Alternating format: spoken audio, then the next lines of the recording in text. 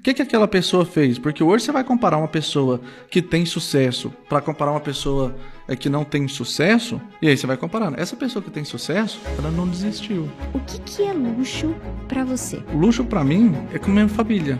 Numa reunião não adianta você ser a pessoa mais brilhante se você não sabe se vender. A ideia, às vezes, quantas vezes você tá numa reunião, a ideia ela nem é a melhor, mas a pessoa vendeu melhor a ideia dela.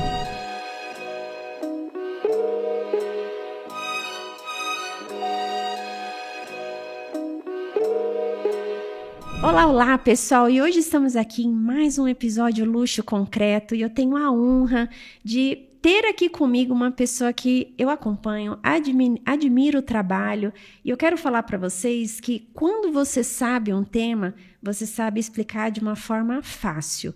E o que me encanta no convidado de hoje é exatamente a linguagem financeira de forma prática que você consegue pegar desse podcast uma aula e aplicar na sua vida. Então, para você pegar e acompanhar esse episódio hoje, já pega papel e caneta, porque hoje eu estou aqui com o Wellington Venâncio. Muito obrigada pelo carinho de estar aqui, Wellington. Estou muito honrada mesmo com a sua presença. Obrigado também pelo convite, Sofia. Quando eu recebi seu convite, não pensei duas vezes, falei assim, vou para São Paulo, vou lá para esse podcast, fazer uma conversa com ela para a gente trocar muita ideia e levar muita informação para o pessoal de casa que está nos acompanhando. Olha, eu fico honrada, gente, ele viajou para estar aqui e o que eu aprecio muito, o nosso ativo mais caro é o tempo e para você, principalmente, que é o maior especialista de finanças no Brasil, você sabe o quanto que isso é valoroso. Mas antes da gente entrar aqui numa questão, eu queria que você se apresentasse. Quem é o Wellington Venâncio? O Wellington Venâncio é pai de 4 filhos. Eu trabalho desde os meus 16 anos, então eu trabalhava ali como garçom. E aí eu me endividei, fiquei com mais de 50 mil reais em dívidas. E foi nesse período que eu fui me descobrindo, né? Que foi me organizando ali para limpar o meu nome. E aí, 50 mil em que ano?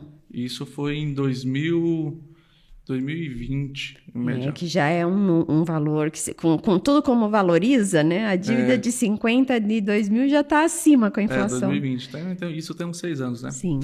E aí, nisso, eu consegui ali limpar o meu nome e eu falei assim, por que não agora começar a ajudar outras pessoas a também a limpar o nome? E então, eu comecei a ajudar as pessoas a limpar o nome e eu comecei a ajudar pessoas próximas que estavam próximas a mim. Então, os vizinhos, os amigos, familiares. E aí eles começaram a me agradecer. Nossa, muito obrigado por você ter me ajudado. Eu falei, rapaz, é um trem interessante, né? E ali eu fui me descobrindo. Então, hoje eu já sou empresário, influenciador, sou um cara família e estou aqui hoje para levar conhecimento de verdade para o pessoal de casa. Nossa, que incrível, porque você poder ajudar numa situação, porque a pessoa quando ela está com dívida, eu falo, não dá para romantizar. Você não consegue ter uma boa relação, você não dorme bem, tudo impacta na vida, a vida financeira impacta em tudo. A dívida financeira ela impacta em tudo, tanto em relacionamento, com seu cônjuge, é complicado. E quando a pessoa ela chega em um ponto que ela está negativada, às vezes não é porque ela quer, muitas vezes. Às vezes alguém da família ficou doente, a pessoa precisou sair do trabalho, mas muitas das vezes acontece por falta de organização financeira. Educação financeira não é uma coisa que a gente aprende em casa, não é uma coisa que a gente aprende na escola, e deveria, inclusive, né? E a pessoa vai aprendendo com a vida. E muitas pessoas que entram ali no empréstimo, entra no cartão de crédito, entra no limite especial, não sabe como sair. Então, eu comecei a ajudar essas pessoas. Falando assim, olha... Que é um perigo, né? Os juros de banco... Muitas pessoas pegam dinheiro com agiota, pegam dinheiro através de empréstimo para pagar outro empréstimo. E aí viram aquela bola de neve. E sempre eu gosto de falar assim, dívida você tem que negociar e pagar. Se o dinheiro que você está ganhando, o salário que você está ganhando não está dando para você honrar com seus compromissos, fala, opa, peraí, vamos aqui montar um planejamento? Fala assim, quantas horas a mais que eu preciso trabalhar? Se eu estou trabalhando 8 horas e não estou conseguindo, então, para eliminar essas dívidas, você tem que trabalhar mais, tem que fazer uma renda extra. A internet está aí para o pessoal de casa para que eles consigam também ganhar dinheiro também através do digital. mas a pessoa tem que ter e fazer alguma estratégia para que ela ganhe mais dinheiro, né, que trabalhe 2 empregos, 3 empregos, para conseguir sair dessa dívida, porque é um tempo curto, por exemplo. Se a pessoa faz um planejamento, em questão de 4 meses, 6 meses, 1 ano, ela tem que trabalhar um pouco mais para honrar com seus compromissos e liquidar a dívida, né? E não empurrar ela com a barriga. E se a pessoa que está nos assistindo agora, você me falou um número que eu não sabia. Quantos endividados no Brasil em nome sujo? Hoje são quase 80 milhões de brasileiros que estão com nome sujo. Quase 50% da população adulta. Gente, vocês têm noção disso? Que nós temos no Brasil, em população, a média de 290 milhões de brasileiros, né? 220 milhões de brasileiros para 80. É muita coisa. É muita coisa. É muita coisa. É um sistema que faz a pessoa, ela já tá ali numa roda. E uma coisa se a pessoa entra nisso, Wellington, como que, quando você olha, a pessoa ela já foi lá, tudo deu errado, ela já foi lá, pediu dinheiro no banco, e aí aumenta limite, porque a briga é para aumentar limite, e ela não sabe os juros daquilo ali, ela tá com a corda no pescoço. Como que você começa orientando ela? Primeira coisa, assim. Primeira coisa, a gente vai fazer uma consulta completa no CPF dessa pessoa para a gente identificar quais são as dívidas que ela tem para a gente começar um planejamento. Né? Se é banco, se aquele banco está cobrando juros abusivos ou não. Né? Porque os grandes bancos, eles aproveitam da desinformação para cobrar taxas abusivas, juros abusivos. E muitas vezes os clientes não conseguem negociar porque a dívida em pouco tempo, por exemplo, uma dívida de cartão de crédito, 20% ao mês, em 1 ano dá 200%, então a dívida ela triplica. Então se você tem um cartão de crédito no valor de 20 mil reais, em 1 ano aquela dívida já está quase 100 mil reais, é um absurdo. Então a pessoa consegue negociar? Não, dificilmente. Não. E é por isso que é importante a pessoa procurar um especialista para ajudar ela a fazer essa negociação com o banco para não precisar pagar uns juros abusivos. E aí tem várias maneiras da pessoa limpar o nome, né? Então, muita gente, quando está com juros abusivos, quer esperar 5 anos para aquela dívida caducar, mas é muito tempo, né, para não utilizar o nome. Tem como fazer um acordo amigável, tem como você acionar a justiça para que essa dívida não seja exposta, porque muitas pessoas hoje acham que o Serasa, o SPC, o Boa Vista são órgãos do governo, e não é. O SPC e o Serasa são empresas privadas e eles recebem muito dinheiro para expor as dívidas dessas pessoas. Por exemplo, as pessoas não conseguem crédito hoje, não é porque ela deve o banco, não é porque ela deve a loja, é porque o Serasa ele está recebendo para expor essa dívida para todo o Brasil. Agora eu te faço uma pergunta, você autoriza que uma empresa privada exponha os seus dados, exponha suas dívidas para todo o Brasil? Não, é claro que não. E como fazer? E a lei é muito clara. Lá na Lei 8.078, do artigo 42 do Código de Defesa do Consumidor, diz o seguinte: o consumidor inadimplente ele não pode passar por constrangimento ou ameaça. Agora fala para mim, o quanto é constrangedor você chegar numa loja, quando eles consultar seu CPF e ver que tem várias dívidas no seu nome. Naquele momento você não se sente constrangido? Claro. Mas a lei ela está a seu favor. Mas só que a lei ela não vai até você. Sim. É você que vai em busca dos seus direitos. Então eu falo assim, nossa, Érico, mas a pessoa ela pode limpar o nome sem negociar e pagar a dívida? Aí tem que fazer uma avaliação. Porque será que é necessário? Será o banco está cobrando juro abusivo? Então, assim, é feita uma análise para ver se é viável ou não. Entendi. Porque também quem vai decidir é o juiz. O juiz vai avaliar e vai decidir se vai tirar aquela dívida ou não. E aí a pessoa fica com a dívida interna entre você e a empresa credora. O que a empresa ela pode fazer hoje? Ela pode mandar mensagem, ela pode cobrar. Normal, porque você está devendo. Agora, ela pegar essa dívida e expor para todo o Brasil, isso não pode acontecer. Nossa, que interessante. Isso é uma informação muito importante. Eu mesma não sabia. Graças a Deus eu tenho o meu nome bem limpo. Sabe que isso que você falou, meus pais vêm de origem muito simples. Então, meu pai não teve estudo, estudou depois de muito tempo. Minha mãe também. E meu pai não deixava a gente comprar nem na revistinha da Avon, para não ter que pagar depois. Então, eu cresci com aquele receio assim, nossa, eu tenho que ter dinheiro para isso, então eu tenho que juntar. E é tanto que, às vezes, hoje até meu marido fala, não, isso a gente pode comprar, sabe? Porque são coisas que você vai indo para se organizar financeiramente, né? Planejamento ali de vida. Sim. que eu olho e falo, nossa, isso é uma coisa ali ainda daquela questão da infância, né? De guardar, de não se endividar. Então, eu não sabia, porque eu nunca tive esse problema com o credor, por justamente conseguir ajustar. Posso comprar, posso dar meu passo até ali, faço. Que eu vejo que hoje as pessoas, elas gastam muito, parcelam muito, né? Quando parcelar, quando comprar à vista...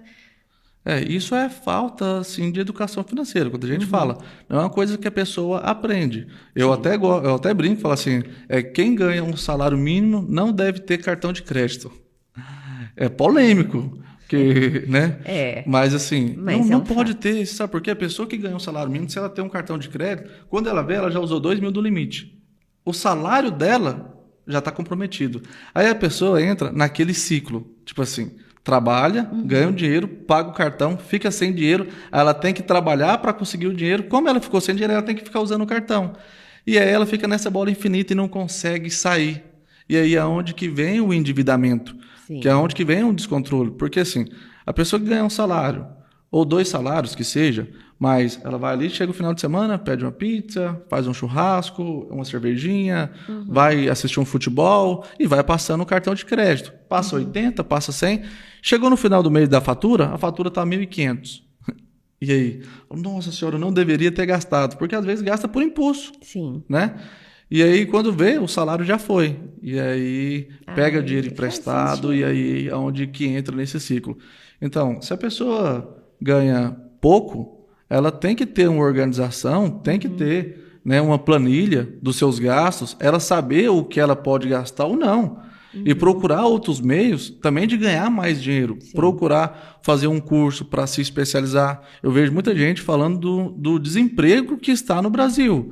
Mas se a gente for olhar as vagas de emprego que estão disponíveis, e eu acompanho muitos empresários, inclusive eu estou precisando de gente para trabalhar, mas não acha pessoas qualificadas. Então, as pessoas estão buscando trabalho, mas não estão procurando se especializar.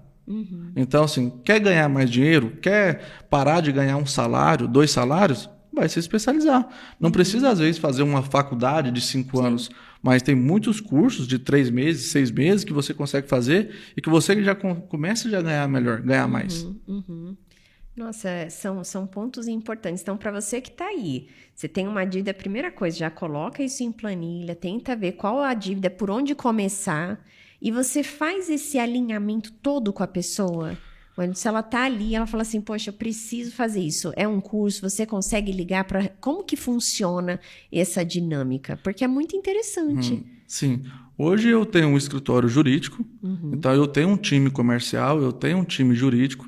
Então hoje a gente atende clientes do Brasil inteiro. E quando a gente atende essa pessoa, a gente faz uma consulta, a gente faz um raio-x completo do CPF dela para identificar o que está acontecendo com aquela pessoa. Às vezes a gente atende pessoas que estão com o nome limpo e não está conseguindo crédito. E a gente vai identificar. Aí descobre que tem, por exemplo, dívidas internas do passado que ela pagou uma dívida com desconto. Então, assim, são vários casos que a gente analisa caso a caso. Então não tem como a gente falar assim, se você está com seu nome sujo, faz isso, porque são caso a casos. Então é uma análise, então o que a gente recomenda é procure um especialista. Se for dívida bancária, pode procurar um advogado de sua confiança, que ele vai analisar o seu caso também e, se necessário, vai sim acionar o jurídico para você. Quando a gente faz toda uma questão de diligência para fazer venda e trabalhei isso muitos anos, a gente sempre tira as certidões da pessoa e, às vezes, a pessoa ela tem um apontamento que ela nem sabia que existia, porque ela fez uma renegociação com uma questão do banco e, internamente, ela não consegue crédito. Teve uma vez uma cliente, ela tinha o nome limpo, mas ela não conseguia crédito na instituição. Isso é muito recorrente acontecer? É muito comum. Porque as pessoas ficam, não, está limpo, mas não conseguiu crédito, mesmo ela tendo renda. Aí, quando foi puxar, ela tinha feito uma renegociação de uma dívida antiga para pagar e tiraram o crédito dela. Como que funciona essa comunicação dos bancos, Wellington? Então, quem precisa um dia ter financiamento, não é bom fazer esse tipo de acordo? Não, pode sim fazer, tá? É uma dúvida muito legal que você fez, porque assim, são coisas diferentes. Eu vou falar assim, do SPC, do Serasa e do Bacen.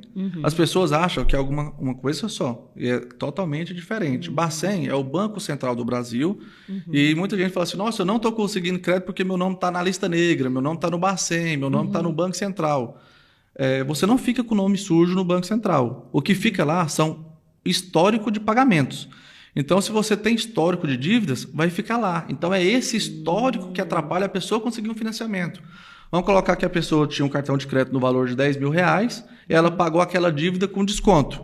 Então, aquilo lá está no histórico dela. E, às vezes, quando ela vai fazer um financiamento, então vai puxar aquele histórico, aí tem bancos que puxam os últimos 2 anos, os últimos 5 anos. Geralmente, a maior parte que por exemplo, você se for um financiamento de um carro, é 2 anos. E aí, de uma casa. 5 anos. Entendeu? Porque eu lembro que foi muito difícil. E aí, quando foi ver que a pessoa vai olhar e vai falar... Isso tem quantos anos, né?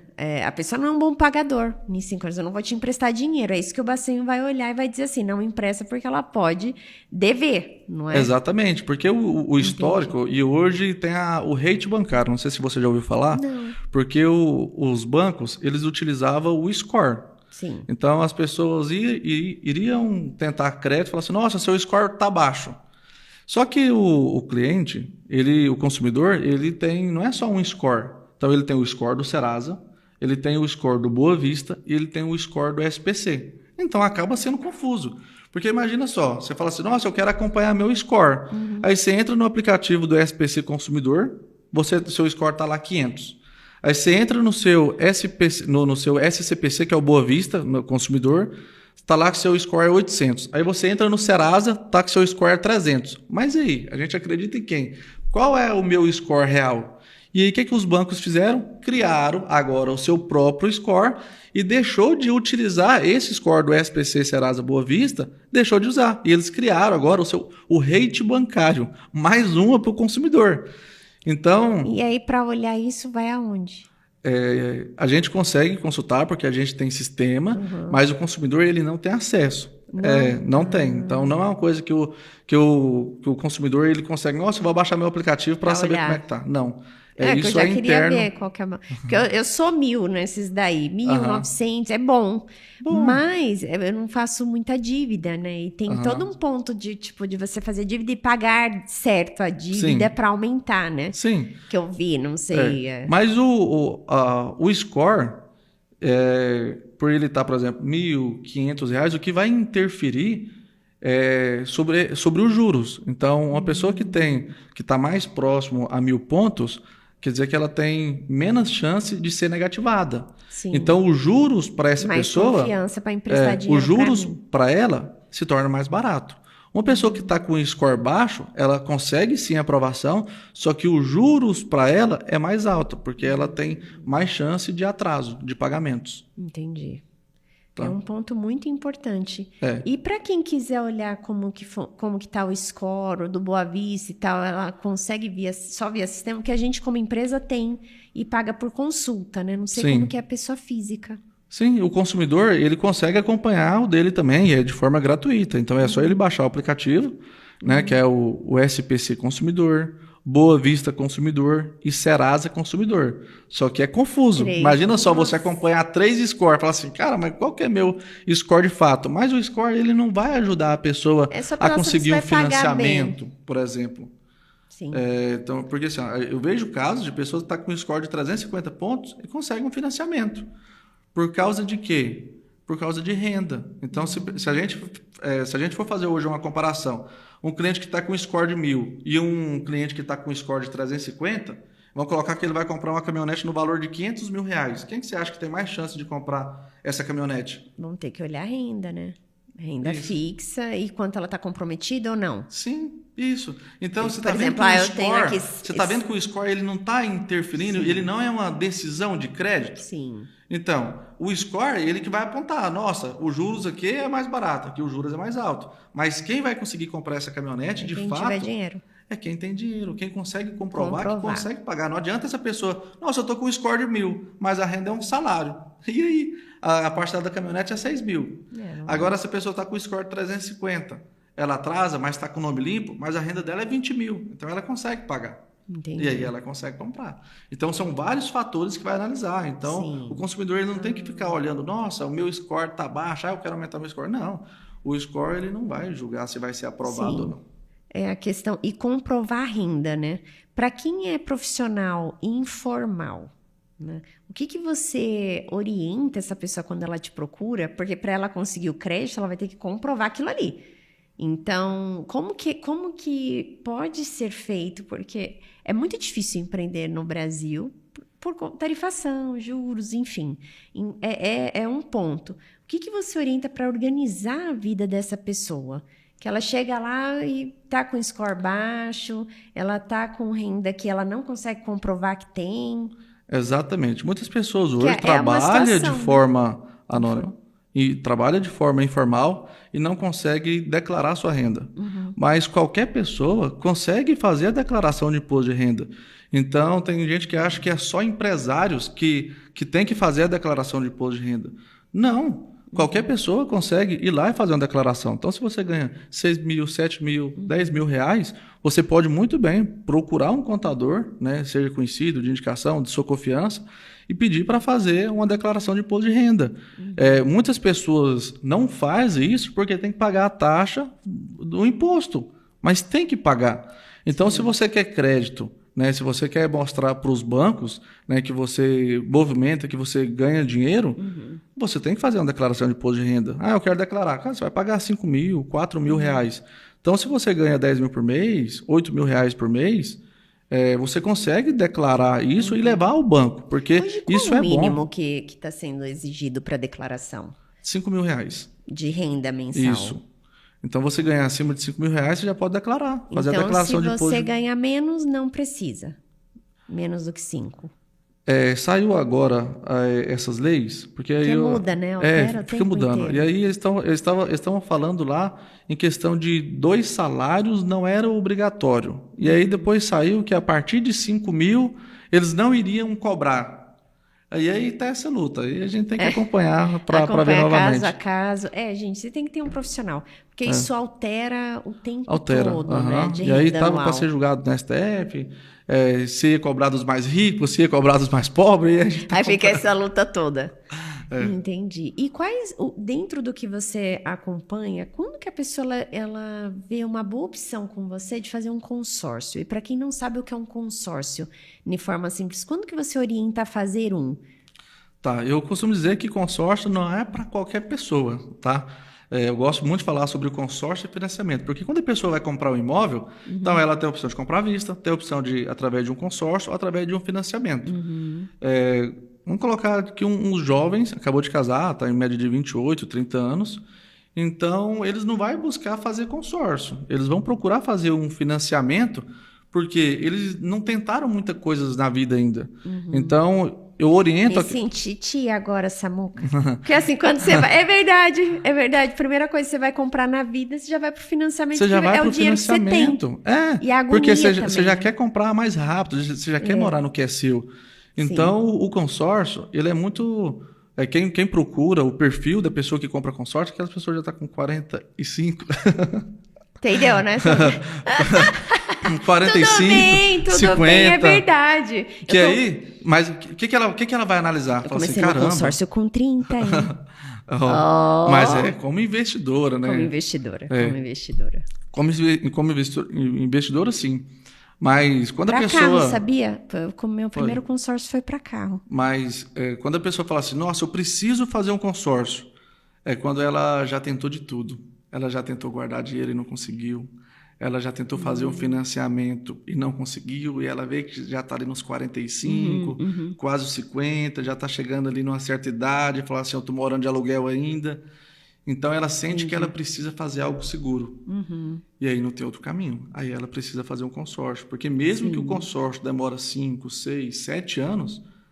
Daqui desse período, se ela está com 45, 52, ela está morando no que é dela. Então, com planejamento, pagando menos juros. Se você for comparar hoje financiamento com consórcio, financiamento, uma média de 20% ao ano. Consórcio, 1,60% ao ano. Olha a diferença. Não dá. Você vai comparar em todo o período, financiamento é 30 anos, consórcio é 15. Financiamento em todo o período, você vai pagar mais de 200% de juros. Então, você vai fazer um financiamento de 300 mil, no final, você está pagando 800. Sim. No consórcio é totalmente diferente. Você faz um consórcio no valor de 300 mil, você vai pagar 25% da taxa administrativa do valor total. Sim. E aí tem um reajuste do INCC, mas a pessoa vai pagar no final 600 mil, contando com tudo. Então, se for comparar, dá uma diferença enorme.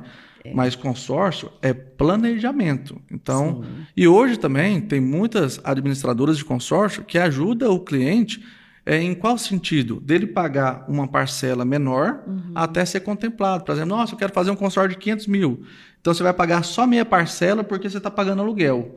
Quando você for contemplado, aí você vai pagar a parcela cheia, porque como você já vai passar para o seu imóvel, você já não vai ter mais o aluguel, e aí você consegue pagar a parcela cheia. Então, tem muitos consórcios hoje que você consegue pagar meia parcela até ser contemplado. Que aí você consegue pagar aluguel e a meia parcela do consórcio. Isso que você colocou é um ponto importante, porque a primeira vez que fui fazer consórcio, mesmo assim, estudando bem a área, é diferente de você ter uma carta de crédito, de você ser contemplado e ser uma carta quitada. E cada lugar, às vezes, solicita a carta de uma forma. Então, em termos, assim, para a pessoa, como que você orienta a pessoa para ela... Porque não tem milagre, né? Eu vejo que tem gente que quer vender carta contemplada, e aí começa um mercado que movimenta algumas coisas que eu não entendo, assim. Que é meio estranho. Tal carta, portanto, já contemplada. Como que funciona ser contemplada uma carta? Você precisa dar lance? Como que é um padrão de consórcio? Hoje, o consórcio... ele virou uma ferramenta para fazer alavancagem financeira. Por quê? O consórcio, o pobre não gosta de consórcio. E então o rico viu isso como uma oportunidade. Então o que o rico faz hoje? Ele faz várias cartas de consórcio e um grupo específico faz 20, 30, 10 cartas. De acordo com que aquelas cartas vai contemplando, ele vende para o pobre. E aí, só que ele ganha um split em cima disso. Então, se ele já pagou 20 mil reais em um consórcio, vamos colocar que essa carta de crédito é 300 mil. Então, numa carta de 300 mil, hoje o valor de mercado dela é meio que padrão, é de 35% a 50%. Então, imagina, você pega uma carta de 300 mil, você conseguir vender ela por 130. Então, se você pagou 30 mil, você está lucrando 100 mil reais em cima de uma carta de crédito. Porque a pessoa ela também que está comprando, ela já tem o benefício, né, do juros. E a pessoa que está comprando, ela tá pagando pelo quê? Ela está pagando porque ela está pegando o crédito mais rápido e aquela pessoa está recebendo porque ela esperou contemplar. Sim. Ela que fez o investimento. Então, a carta de crédito virou uma ferramenta para fazer a alavancagem financeira e está sendo muito utilizada. Muito. Eu falo porque eu tenho algumas cartas de crédito e, às vezes, quando elas são contempladas, realmente não é nem que eu não queira, mas, por exemplo, tem 2 anos, tive uma contemplação alta, só que eu não achei o que eu queria comprar, que a gente está procurando numa outra localização, em específico X de um imóvel, e a gente repassou aquela carta e paga as outras, porque naquele período eu falei, não faz sentido. E teve uma pessoa com uma oportunidade muito boa que queria aquele valor de carta, que era mais difícil. Então você faz um split, sim. Nossa, né? Você faz uma conta, uau. Nossa, eu vou ganhar 40, vou ganhar 50. Exatamente. E aí você perca cartas altas, é realmente uma alavancagem, né? Segura naquilo ali. Mas você orientaria a pessoa para carro, por exemplo, que eu financiei. O meu primeiro consórcio foi de carro, que eu tenho comigo que os juros de carro, para compra de carro, é uma coisa completamente abusiva. E carro, para mim, né, não é um patrimônio, assim, desvaloriza bastante. Claro que o mercado de alto luxo aí você tem carros em espera, que as pessoas até lucram e tal, mas para mim, se ela não trabalha com isso, para lucrar com isso é difícil render carro. Sim, quando entra em consórcio de carro, não dá para você ganhar em cima, por causa de quê? O carro ele só desvaloriza. O imóvel você consegue ganhar em cima, por quê? Você já viu aquela história daquele cara que comprou imóveis e ficou pobre? Não tem, né? Não tem. Então, assim, você comprou imóveis, o seu imóvel só vai valorizar. Por exemplo, a gente falando sobre valorização. Hoje, eu não sei qual que é a valorização daqui de São Paulo, mas Goiânia, por exemplo, 10%. Se a gente for para Balneário mesmo, do último agora, deu 30%. Então, a gente está falando, em questão de 3 anos, um imóvel no valor de 1 milhão, em 3 anos, ele dobrar de valor, está valendo 2 milhões. Por exemplo, em Goiânia, um imóvel, ele está valorizando média de 10% ao ano. Em questão de 10 anos, o imóvel está dobrando um valor. Então, imóveis é o melhor investimento. Quando tem aquele ditado, minha avó já dizia, quem compra a terra nunca erra. É verdade. E é muito importante, eu gosto de ouvir outras áreas que você atua num mercado tão importante financeiro, falando sobre isso, porque nós temos o viés, porque mercado imobiliário, as empresas são imobiliárias, os ativos são imobiliários, e a gente vai falar isso para o cliente, ele fala, mas será? Eu falo para os meus clientes, falo assim, casa, imóvel, é o ativo mais seguro do mundo. Então, não, Bitcoin. Vai. Tudo que é muito fácil e questões não estruturadas via CVM, enfim, legislação, você tem um problema, né? A gente passa por uma grande questão aí no Brasil, que você olha, tudo que é de muito risco, você também perde, né? Sim, exatamente. Tem que ter uma segurança e ter profissionais como você para ter essa assessoria.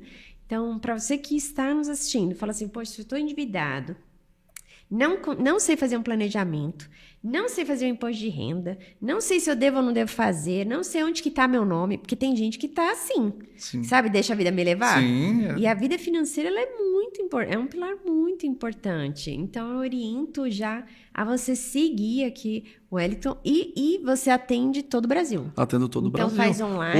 Hoje a gente faz assessoria também para muitos clientes que estão fora até do Brasil, que nos acompanham, que quer procurar fazer uma renda, uma renda passiva. Questão de câmbio, tudo. Vocês orientam tudo? Câmbio, não.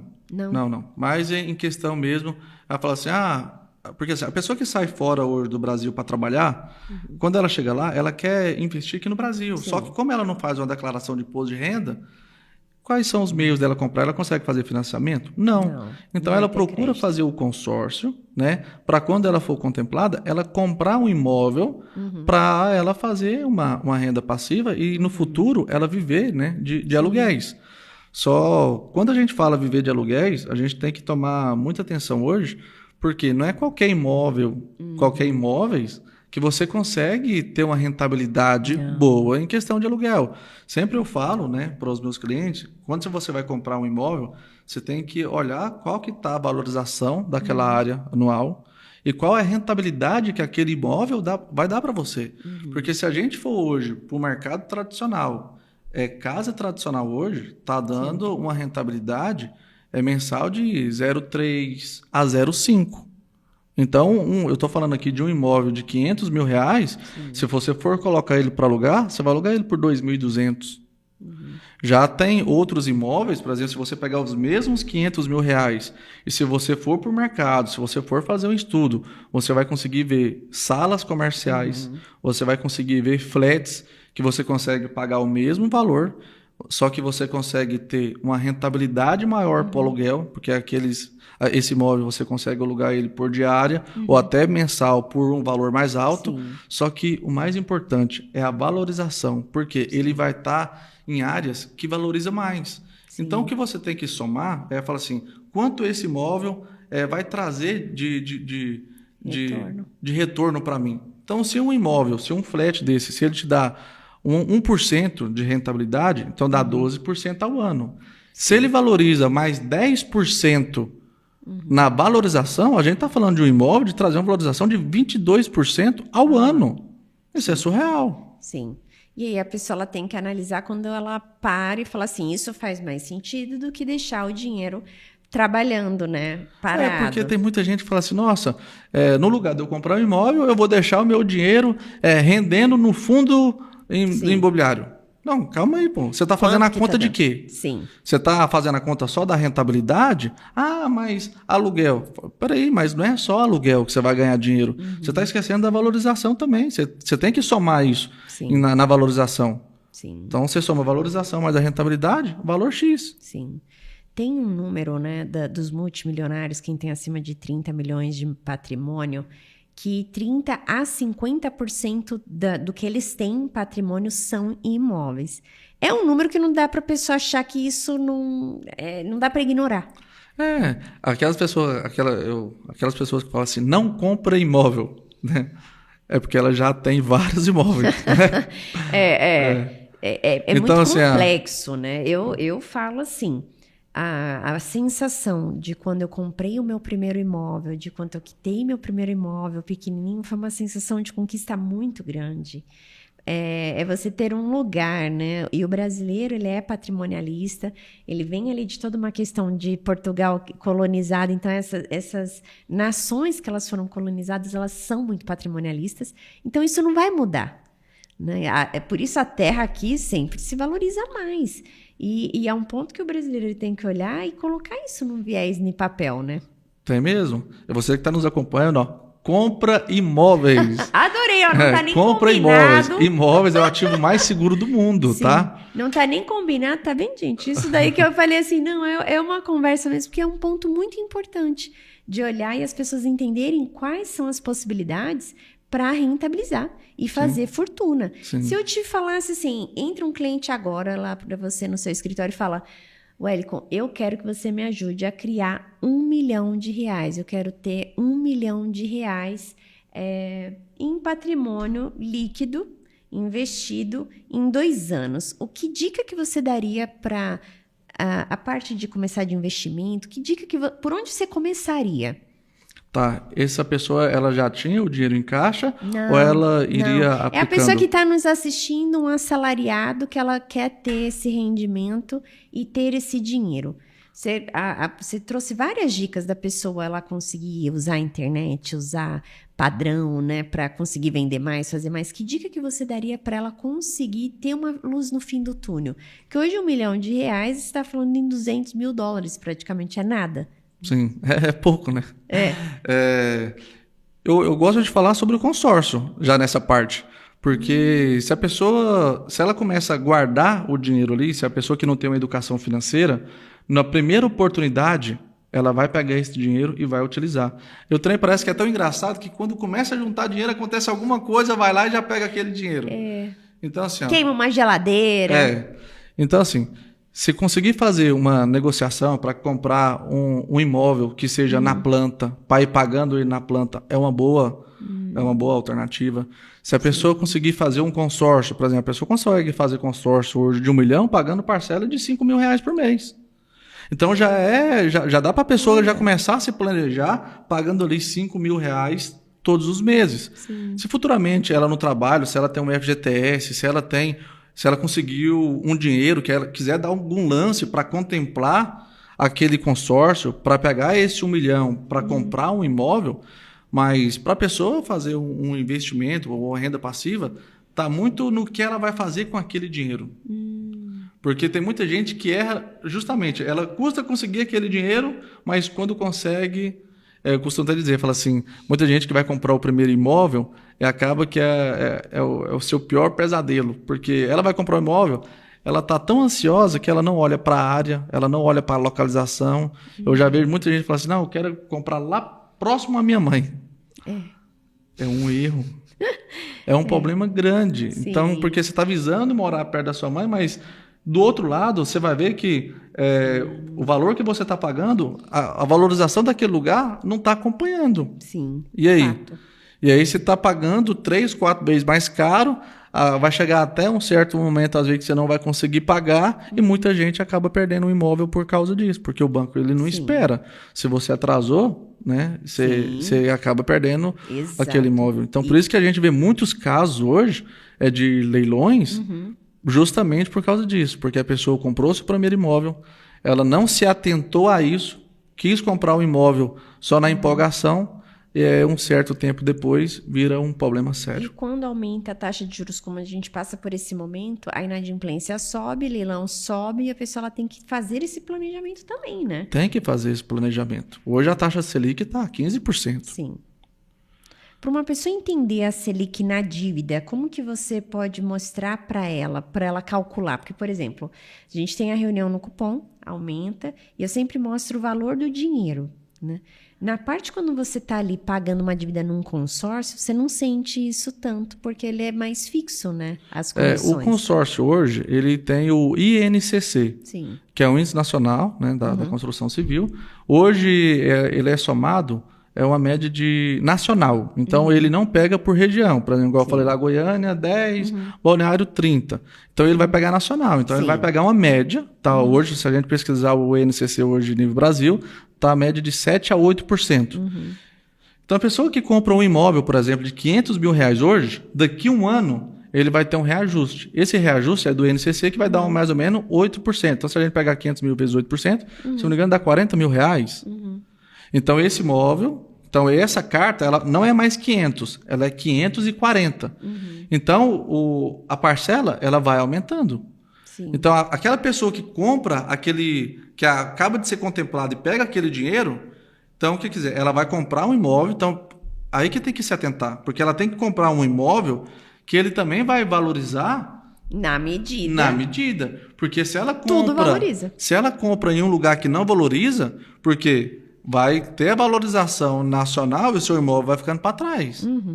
Então, tem que ficar muito atento, falar assim, peraí, eu já estou com dinheiro, deixa eu fazer um bom investimento, deixa eu procurar que seja um especialista para me ajudar a tomar uma ótima decisão. Para ver curva, para ver local, para ver vacância, para ver população do que está, onde as pessoas estão procurando mais. Isso. Hoje os especialistas, tem vários especialistas que estão aí para auxiliar essas pessoas para fazer que ela tome uma ótima decisão. Sim.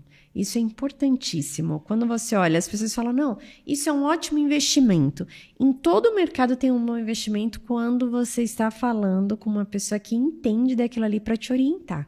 Que vive daquilo ali o dia inteiro. Porque não é simples. Como você falou de imóvel, é verdade. Tem regiões que você já está comprando na alta. Mas você quer morar naquele bairro por um status ou por alguma coisa, mas a valorização não vai chegar mais a 10. Vai valorizar, mas uma curva menor. Então, se você está nessa questão de fazer um flip desse imóvel para lucrar com ele, já não é esse tipo de investimento. É um tipo de investimento final de moradia, né? E de tem localização. Que se atentar a isso. Isso é muito importante. O objetivo. Porque senão a pessoa compra um imóvel desse, nossa, mas está aqui, mas ela já está no pico. Sim. Já foi. Sim. E aí compra, quando você vê, aí o seu financiamento está aumentando, o seu consórcio está aumentando, e aí pega a desvalorização. E aí se aperta o calo para você deixar aquilo líquido para vender, para pagar a dívida, para lucrar em algo, você vê que acaba não ficando, e aí vai a leilão mesmo. Você olha várias questões e muitas pessoas que trabalham no mercado de leilão como grande oportunidade, né? De olhar aqueles imóveis e cria-se uma oportunidade. Sempre vai estar bom para alguém. Sempre vai estar bom, né? O dinheiro ele só troca de mão. Sim. É verdade. Então tem que ficar atento, né? Onde que tem crise, tem oportunidade. Hoje, qual o problema das pessoas que te procuram? Qual é o maior problema? É nome sujo? É a questão de retirada de posse, já de chegar numa questão judicial, de perder tudo? Qual o momento e qual é a situação que mais procuram você disso financeiro? O mais engraçado é que as pessoas que me procuram são as pessoas que devem pouco, você acredita? Que deve 3 mil, 4 Geralmente mil. Geralmente você se preocupa mais, né? 5 mil. Se a gente for pegar em geral hoje, né? A gente está falando de 80 milhões de brasileiros que estão com nome sujo, mas a maioria, se você pegar a estimativa dos valores da dívida deles, é média de 3 mil reais. Então, a grande massa deve muito pouco. Então, são poucos casos aquelas pessoas que devem acima de 100 mil reais, mas a maioria deve muito pouco. Então, é por falta de organização financeira mesmo.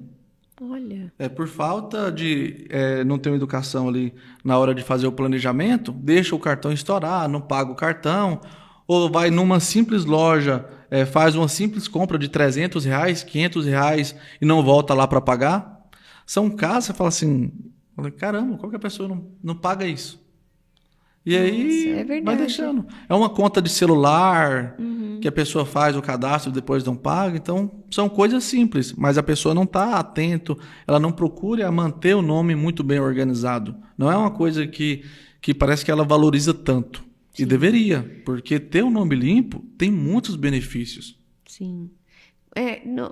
Quais benefícios você traria?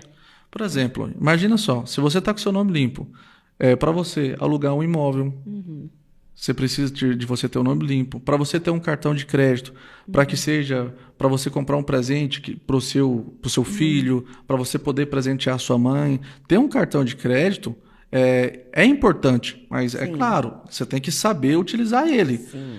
Então, assim, tem vários benefícios de você ter seu nome limpo, porque imagina só, nossa, eu estou precisando de um cartão de crédito porque eu estou precisando comprar XY. Estou precisando comprar um celular parcelado, por exemplo. Você não tem um cartão de crédito? E aí você vai recorrer a quem? Aí você vai recorrer ao seu irmão, você vai recorrer à sua mãe. Nome você é uma vai coisa que não se empresta, amigos, viu, gente? Né? Eu não empresto meu nome. Fora também que é humilhante, né? Imagina só, você vai precisar alugar uma casa. E aí, não, seu nome não passa. E aí você tem que pegar o nome de uma pessoa para poder alugar aquela casa. Isso também é humilhante também. É humilhante para a pessoa que ela está cedendo o nome dela, o risco, né? Sim. Porque se a pessoa não pagar... Sim, realmente. Por exemplo, agora estão liberando, se eu não me engano, um empréstimo de até R$250 mil. Para quem tem lá o CNPJ. Então, assim, se a pessoa está com o nome limpinho, está com a sua empresa funcionando, você pegando R$250 mil hoje, uma carência de 6 meses para você começar a pagar, dá para você investir no seu negócio, né? Dá para você investir e você ganhar fazer mais com dinheiro. Isso. Com disciplina. Com disciplina. Financeira. Porque, gente, assim, dinheiro não leva desaforo. Não, de fato. Não leva desaforo.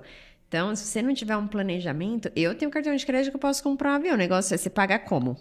Né? Quanto que vai ser de juros?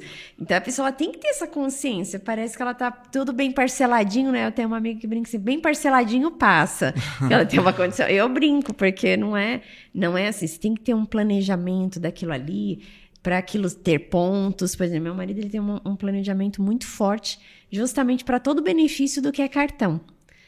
Porque você não vai nunca atrasar a parcela do seu cartão. Você tem aquele dinheiro para aquilo ali. Então, tá tudo bem. Você tem benefícios para fazer uma compra ali no crédito, mas é o crédito à vista. Sim. Hoje mesmo, eu tenho mais de R$500 mil em limite de cartão de crédito.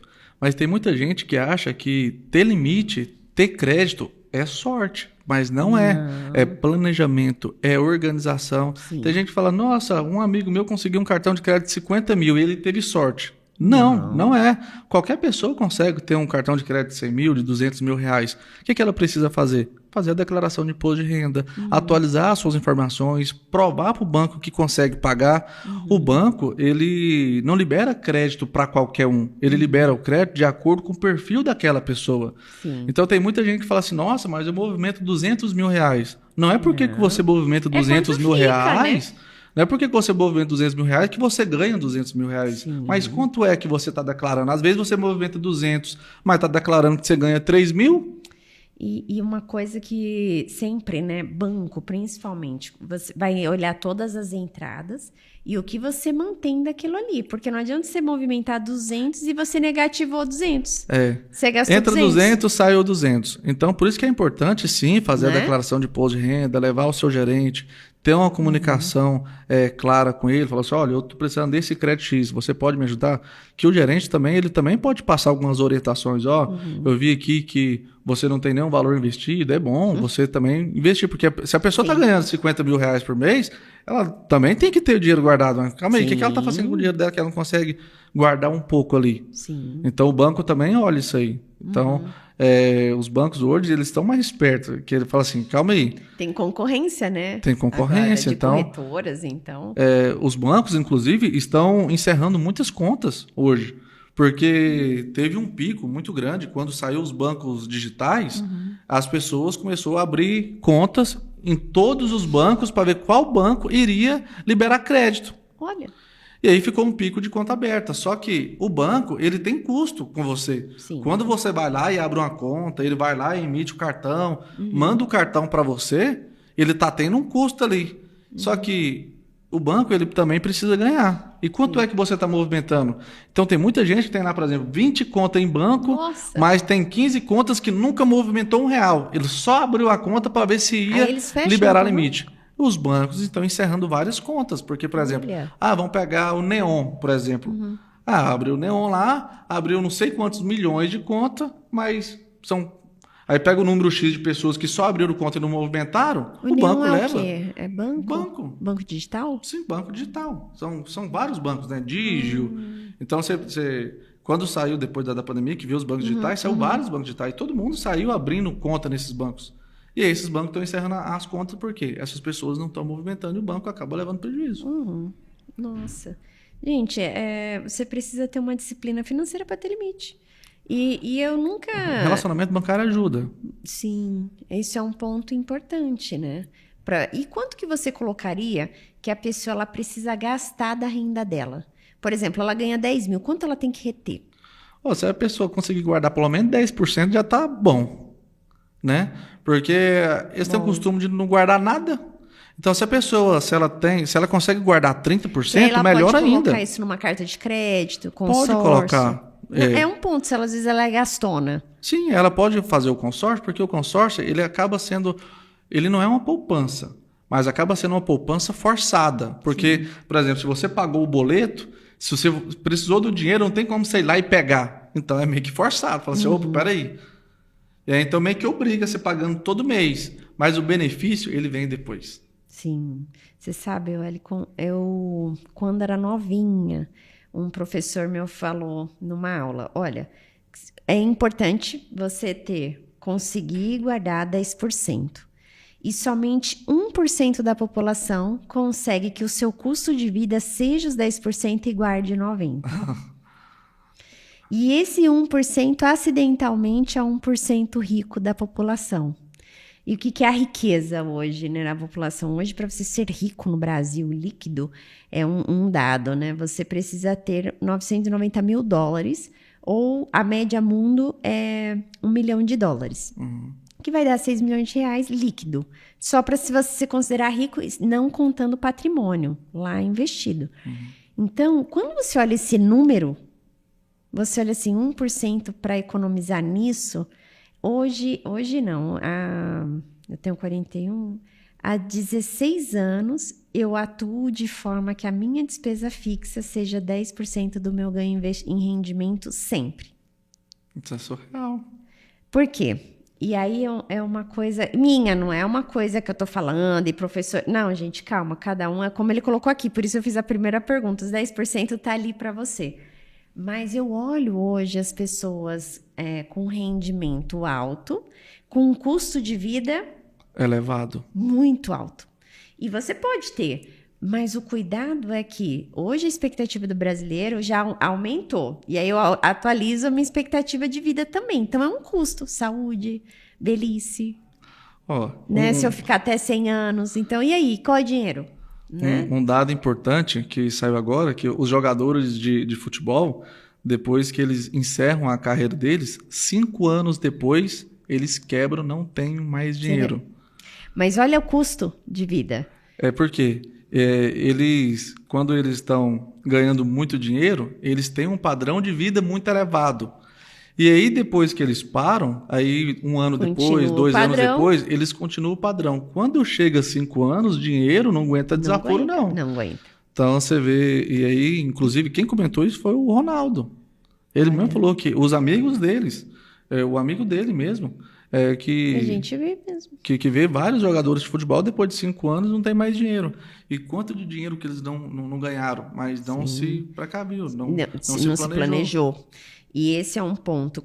E eu falo muito isso porque, às vezes, hoje, né, a pessoa fala, comprar isso, comprar aquilo, mostrar que tem um sucesso financeiro, sendo que, na verdade, você precisa olhar o seu imposto de renda, o seu planejamento de vida. Eu tenho um planejamento de vida até 100 anos. Antes era 90, tem 2 anos a gente aumentou. Porque é importante, a saúde ela fica muito cara. E se você precisar parar de trabalhar amanhã? E não entrar, você continua conseguindo viver de rendimento até quando? Então, não é só o quanto você tem ali, é como que você faz esse dinheiro trabalhar para você. Agora, imagina quem trabalha dos braços. Imagina, e isso é importante, essa consciência financeira. Imagina quem trabalha dos braços, mora de aluguel, e aí aonde que entra aquele ponto? Nossa, será que eu com 50 anos, 60 anos, eu vou estar morando de aluguel ainda? Será que eu vou estar conseguindo trabalhar dos braços? Sim. Então, se você tem aí entre 40, 45 anos e você não tem o seu imóvel, Sim. Você já tem que começar a se organizar. Rápido, você já está em meia vida brasileira. Sim, né? Você já não tem mais o que se arriscar. Nossa, eu vou tentar guardar dinheiro. Não. Nossa, eu vou tentar fazer o financiamento. Você precisa de um planejamento que seja seguro. Sim. E o consórcio, ele é seguro. Sim. Porque mesmo que ele demora que seja 8 anos para você ser contemplado, se você está com 40, com 50 anos você vai estar morando no que é seu. Sim. Agora, se continuar do jeito que está, vejo muitas pessoas que já estão chegando nos 55, 60 e estão morando de aluguel. Sim. Imagina depender do governo hoje. Não. E é uma questão falida, que você sabe que INSS, a população ela está envelhecendo. E isso, quando eu fazia faculdade, meu professor já dizia para não confiar, porque poderia o governo não ter dinheiro para pagar. Isso há 20 anos atrás, imagina agora. Isso tá acontecendo, né? Agora. Claro, né? Claro. Você vê que não está tendo dinheiro para pagar, e fora esses arrombos que teve. Né? Você olha o tempo ali de caixa, às vezes o dinheiro, né? Ali para circular. Então, é muito importante o assunto financeiro, porque tudo está interligado, não tem jeito. Você que está com seus 20, 30, então corre atrás de você mesmo fazer a sua renda passiva, Sim. você mesmo fazer a sua aposentadoria, né? Sim. Isso Eu não queria falar não, mas imóveis... Porque você consegue pagar aí você compra outro, vive da renda daquilo ali, você já vai conseguindo respirar para rendimento, né? Olha, Trump, os grandes empresários, olha só como eles alavancaram o patrimônio com o imóvel. Exatamente. Valia X, igual você colocou, vai comprando uma carta para você tangibilizar 1 milhão. É muito legal a forma como você colocou como consórcio, é um ponto que faz uma diferença para um fim do túnel para alguém. E difícil você conseguir chegar nisso. Às vezes a pessoa está assistindo e fala, eu não consigo juntar para eu comprar um celular. Como você está falando de 1 milhão? Fica distante, mas dessa forma não. Dessa forma consegue. Toda grande conquista ela é fatiada. Né? São pequenas conquistas, né? Que aí fala assim, Érico, qual que é o segredo do sucesso? Pessoal pergunta. Porque assim, quando a gente... sucesso é independente para qualquer um. Cada um tem a sua opinião. Sim. Tá? Então, o sucesso para mim não é dinheiro. Sucesso para mim não é carros de luxo. Sucesso para mim é eu conseguir a admiração das pessoas, é eu conseguir poder ajudar as pessoas e receber delas os depoimentos, falar assim, nossa, Érico, muito obrigado, que Deus abençoe, que ilumine sua vida. Então, isso para mim é importante. Isso para mim, sim, é ter sucesso, ter a admiração das crianças. Eu amo crianças, inclusive eu tenho 4 filhos. Não, parabéns. Qual a idade deles, Wellington? Fez 1 ano ontem. Olha, parabéns. 7 anos, 8 anos e 12 anos. Que legal, parabéns. Eu fui pai aos 16 anos. Que legal. Então, ter sucesso é eu ter essa admiração, né, de poder ajudar, poder contribuir Tudo menino? Com o próximo. Só tem uma menina. Porque na minha casa são 3 meninas. 3 meninas? 3 meninas. Eu sou a caçula. Aí já falar, isso já tem 4, já tá ali pro time de futebol. Exatamente. E aí, então, a pessoa, ela quer ter sucesso, só que são pequenas escolhas que ela faz todos os dias. Sim. E hoje, para a pessoa ter um sucesso na área dela, ela tem que se esforçar, ela tem que se doar mais. Tem muita gente, ela quer ter o resultado, mas não quer pagar o preço. Sim. Fala assim, nossa, mas aquela pessoa, ela ganha dinheiro, né? Mas será que você pagaria o preço do que ela paga? Será que você faria o que ela faz? Sim. Né? Então, tá muito disso. Então, tem um preço a se pagar. Muito, e você tá aqui, olha o tempo para isso, a dedicação para isso. Você tem uma rede social hoje com 3 milhões de seguidores. E o ponto que eu queria trazer, em qual momento você viu que isso era importante estar nas redes sociais? E como foi chegar e construir essa comunidade grande? Porque, olha, é uma coisa diferente.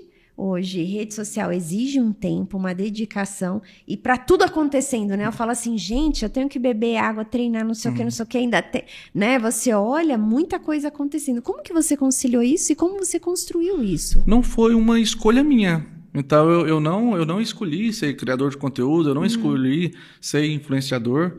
Eu vim de uma cidade de 13 mil habitantes, do interior de Goiás, e... Quando, na época que eu me endividei, que eu fiquei com várias dívidas, E eu comecei a fazer vídeos para a internet. E aí, se você me acompanhar, entrar nos meus vídeos, rolar lá para 3 anos atrás, você vai ver que os vídeos eram horríveis, de ruim. E como a cidade é pequena, as pessoas comentam, né? Você sai na cidade lá, o blogueirinho. Olha lá, que tá querendo se aparecer. Oh, mas seus vídeos é ruim. As pessoas falam. Principalmente as pessoas que estão próximas a gente, né? Falam assim, você está envergonhando a família. Porque quem está mais perto quer cuidar e às vezes a sobreproteção atrapalha. E aí fala assim, você está envergonhando a família fazendo esses vídeos. E você fazia vídeo de educação financeira? Sim, eu fazia sobre score. Para você ver, na época eu já falava sobre score, já dava dicas sobre score. O nicho financeiro, mesmo que eu não tenha estudo, que eu aprendi com uma vida, né? Tem muita gente que vai mandar mensagem para mim e falar assim, doutor, preciso falar com você. Eu falo assim, mal terminei meu 9º ano. Mas o que importa, uma vez uma pessoa disse para mim, um cliente meu, ele falou, olha, eu não fiz Harvard, mas todos os meus funcionários fizeram. Eu contrato. Mas a coragem, então é muito a questão da ação e fazer. Exatamente. Eu tenho um corpo jurídico hoje de advogado que tem 11 advogados. Entendeu? Olha isso. É isso. Meu time comercial são 59 pessoas.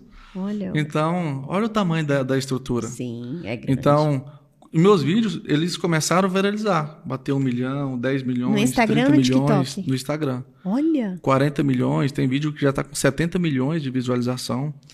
E aí foi um estouro. E aí eu comecei a ganhar muitos seguidores. Tinha dia de eu ganhar 30 mil seguidores, 20 mil seguidores. E aí foi até quando eu bati 1 milhão de seguidores.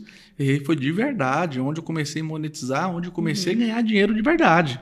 Com 1 milhão você começou a ganhar dinheiro de verdade? Quando eu tava com mais ou menos 1 milhão de seguidores, aí que eu tava ganhando dinheiro de verdade mesmo. Falar assim, não... Não, porque aí isso gerava negócio para sua empresa. Exatamente. Não, gente, porque as pessoas, elas olham... A minha rede social, ela é um topo de funil. Não são os meus negócios. E eu falo, gente, muito cuidado. Aqui não é... Meus negócios são muito estruturados de forma muito diferente daqui. Ali, a minha rede social, ela é um posicionamento, um brand muito forte. Me traz negócios, mas numa outra escala. É importante as pessoas terem uma ideia, né? Sim. Mas que legal. E aí eu continuei fazendo os meus conteúdos... E aí meus conteúdos foi viralizando, e aí eu não sei o que é, não sei se é a minha forma simples de falar, que eu passo muita confiança para as pessoas. E as pessoas confiam muito em mim. E isso eu acompanho pelos resultados que a gente tem diariamente, porque hoje a gente atende média de 130, 140 pessoas por dia. Atende de contrato fechado. Então, assim, pessoas que entram em contato são mais de 1.000. Brasil e mundo. São mais de 1.000 pessoas que entram em contato, mas que fecham contratos diariamente, são mais de 100 pessoas. Então, você fala assim, você tem uma constância de mais de 100 pessoas fechando o contrato todos os dias, fala assim, cara, isso é surreal. Sim, então, o que as pessoas estão acompanhando, o que as pessoas estão assistindo, tudo que tá acontecendo, tudo que está fazendo, cara, Deus está abençoando de uma forma... Sim. E quantos conteúdos você cria por dia? Você tem essa média para você? Ou não? Você faz... Que não, tipo assim, tem dia que eu tô feliz, eu faço 6. Tem dia que eu não tô muito feliz, eu não faço nenhum.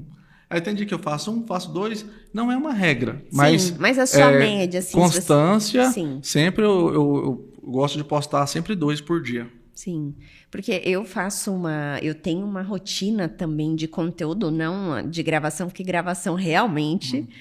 Olha, a vida acontecendo, tudo acontecendo. E é importante você falar isso, porque às vezes eu olho um vídeo meu assim de 11 anos atrás, eu não consigo pôr TBT de muito tempo. Ontem mesmo, eu fui numa festa de uma amiga, e eu falei, vou colocar um TBT das festas. Eu não consegui colocar muito tempo atrás.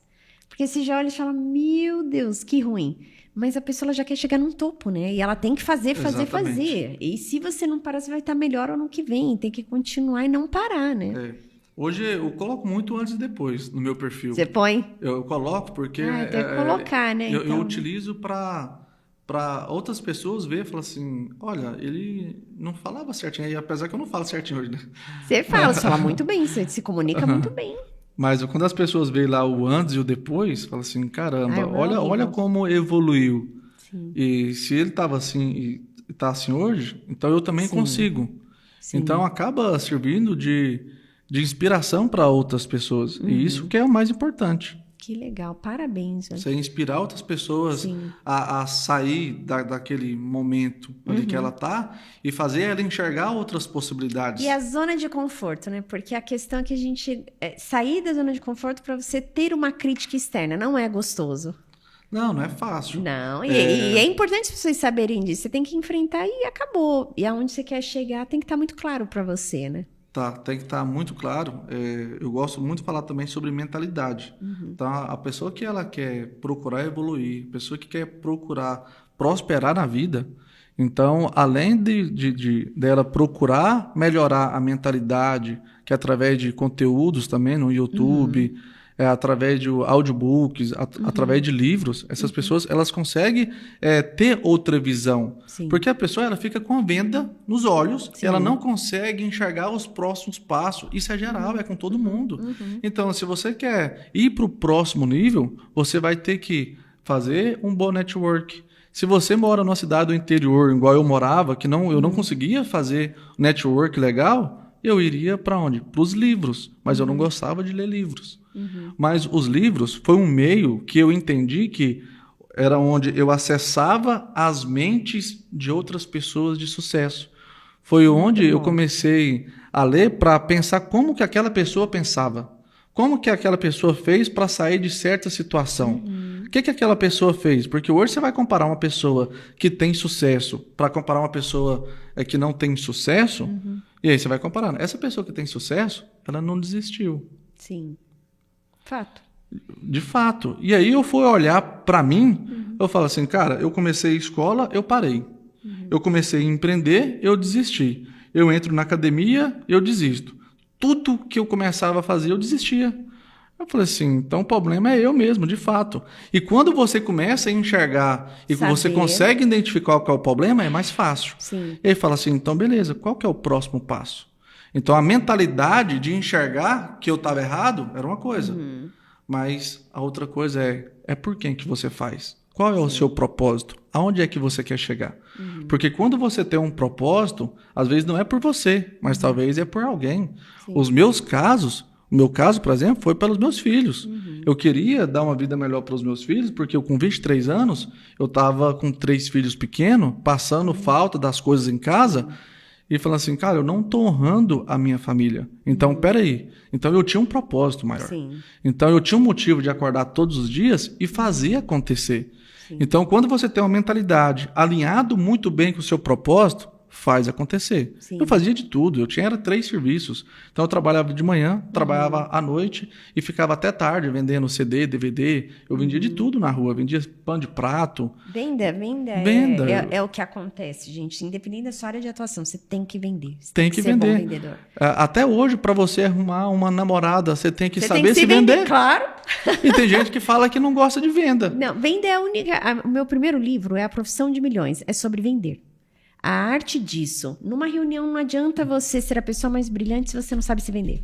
Exatamente. A ideia. Às vezes, quantas vezes você está numa reunião, a ideia ela nem é a melhor, mas a pessoa vendeu melhor a ideia dela.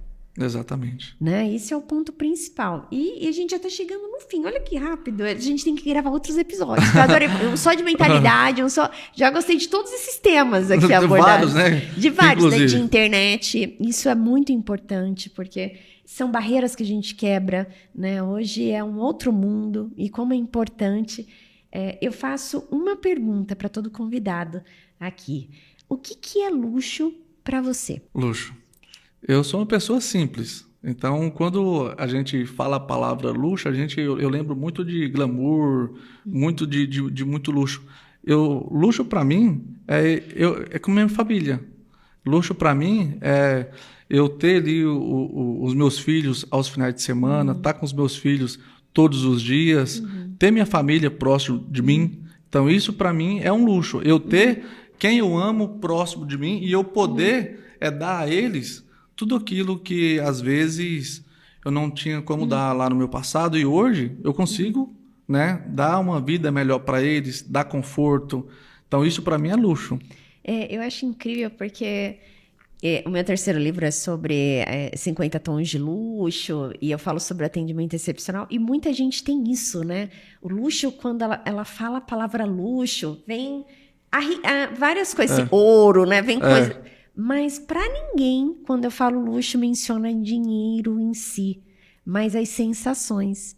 E quando eu falo sobre você, não é um mercado que você atua, ser ou não de luxo, é você ser esse profissional de luxo, que é como você faz o outro se sentir, muda tudo. E você, essa pessoa de luxo, só pelas sensações do que você faz, uma pessoa limpar o nome, de isso ser um sucesso para você, isso são pontos que é luxo. Né? Especial. É muito. Então, eu olho isso e eu falo, gente, às vezes é muito fácil, né? A pessoa olhar e falar, trabalho em mercados, a gente faz grandes transações e isso é um luxo. Mas o que é o luxo em si? Né? Porque às vezes você quer conquistar o dinheiro do que você quer ter uma liberdade financeira, mas para proporcionar o quê? Os sentidos do que seus filhos podem ter. Exatamente. Que é muito acima, né, do dinheiro. O que a gente leva as coisas são as lembranças, são esses momentos, né? De como faz você como que eu faço você se sentir quando tá comigo na minha Isso é luxo. Isso é luxo. Porque você nunca vai esquecer uma pessoa que te tratou mal. Exatamente. Pode ela ter o dinheiro que for. Como você também não vai esquecer uma sensação que uma pessoa fez bom pra você. Isso é luxo.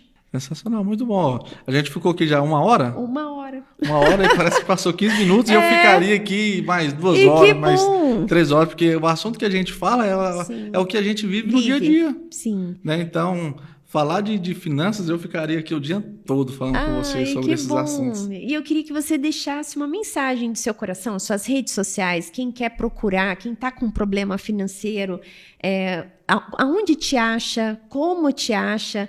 Se você está com seu nome sujo, se você quer limpar o seu nome, minhas redes sociais da Wellington Venâncio, hoje a gente atende todo o Brasil, ajuda consumidores a voltar para o mercado de crédito novamente, que seja tanto fazendo rate bancário, limpa-nome, serviços como o Bacen, ajudando essa pessoa a voltar para o mercado de crédito novamente, mas com responsabilidade. Então, aproveite também, já me siga aí nas redes sociais, o Wellington Venâncio. Gente, para você que acompanhou até agora, compartilha, curte, para esse conteúdo chegar a mais pessoas, ajudar mais pessoas. E eu queria agradecer de coração. A gente tem que gravar vários episódios, porque você falou de rede social, de mentalidade. Eu adorei. Muito obrigado pelo convite. Muito obrigada. Eu ficaria aqui horas e horas falando com você. Muito obrigado. Estou muito feliz em poder estar aqui. E você pode ter certeza que eu voltarei várias vezes. Inclusive, você que está nos acompanhando, já manda esse vídeo aqui também, né? Para os seus amigos, para vizinho, para o tio, para a tia, para as primas, manda para todo mundo. Já anota aí, viu, Samuel, que a gente já colocar a agenda aqui para falar sobre muitas coisas. Eu quero saber todos esses seus segredos para alcançar, bater toda essa quantidade aí na rede social. Vamos aprender com você. Vamos voltar aqui novamente. Gente, muito obrigada. E para você que assistiu até aqui, não esquece de dar seu like e até o próximo episódio.